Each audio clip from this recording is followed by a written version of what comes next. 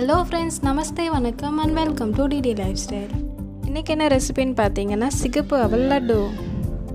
இந்த லட்டூஸ் பார்த்தீங்கன்னா சிம்பிளாகவும் இருக்கும், அதே சமயத்தில் குயிக்காகவும் முடிச்சிடலாம். வாங்க எப்படி செய்யலாம் பார்க்கலாம்.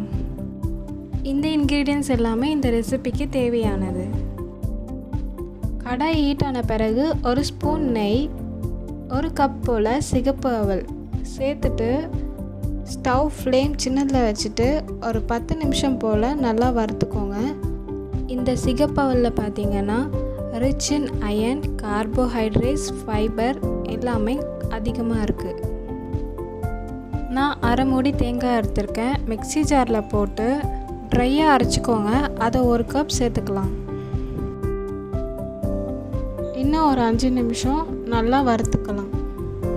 இந்த அவல் பார்த்தீங்கன்னா நல்லா இந்த மாதிரி கிறிஸ்பியாக வர வரைக்கும் வறுத்துக்கோங்க. வெல்லம் இந்த மாதிரி பவுடர் பண்ணி வச்சுக்கோங்க. வறுத்து வச்சுருக்க மிக்சர் எல்லாமே கொஞ்சம் நேரம் கூல் பண்ணதுக்கப்புறம் மிக்சர் ஜாரில் போட்டுக்கோங்க. அடுத்தது ஒரு கப் போல் வெல்லம் சேர்த்து நல்லா ஃபைன் பவுடராக அரைச்சிடுங்க. நெக்ஸ்ட்டு பார்த்தீங்கன்னா இன்னொரு கடை எடுத்துக்கோங்க. இந்த ஸ்வீட்டுக்கு உங்களுக்கு எவ்வளோ நெய் தேவையோ அவ்வளோ நெய் சேர்த்துக்கோங்க. நான் கொஞ்சமாக முந்திரி பருப்பு எடுத்துருக்கேன். முந்திரி பருப்பை நல்லா வறுத்துக்க போகிறேன். அடுத்தது பார்த்திங்கன்னா கொஞ்சமாக திராட்சை, ஃப்ளேவருக்காக ஒரு ஸ்பூன் ஏலக்காய் பவுடர் சேர்த்துருக்கேன். அடுத்தது நம்ம அரைச்சி வச்சுருக்க இந்த பவுடரையும் இதில் மிக்ஸ் பண்ணிக்கலாம். லோ ஃப்ளேமில் இந்த மாதிரி ஒரு 5 நிமிஷம் போல் கலந்து விட்டுருங்க.